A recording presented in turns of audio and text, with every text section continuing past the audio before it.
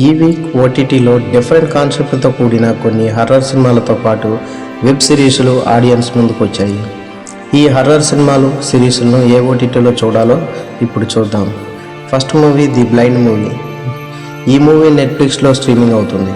కొన్ని అదృశ్య శక్తుల కారణంగా ఓ టీవీ స్టార్ జీవితం ఎలాంటి మలుపులు తిరిగిందనేదే ది మూవీ బ్లైండ్ కథ.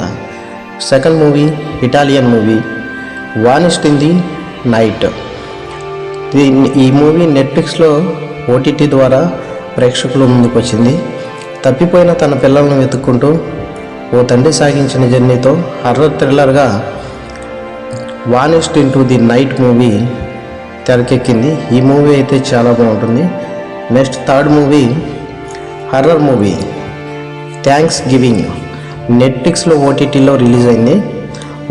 ఓ స్టోర్లో అడుగుపెట్టిన కొంతమంది యువకులు సీరియల్ కిల్లర్ ట్రాప్లో ఎలా చిక్కుకున్నారనే పాయింట్తో ఈ మూవీ సాగుతుంది.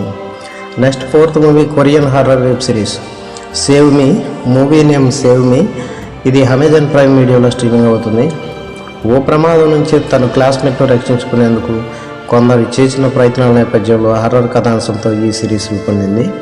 Next fifth movie Sonakshi Sinha, Ritesh Deshmukh ప్రధాన పాత్రలో నటించిన Bollywood horror comedy movie Kakuda. ఇది జియో సినిమా ఓటీటీలో విడుదలైంది. ఓ దెయ్యం కారణంగా ముగ్గురు ఫ్రెండ్స్ ఎలాంటి ఇబ్బందులు పడ్డారనేదే ఈ సినిమా కథ. ఈ మూవీ పేరు కకుడా. మీకు నా వీడియోలు నచ్చినట్టయితే ఛానల్ను సబ్స్క్రైబ్ చేసుకోండి.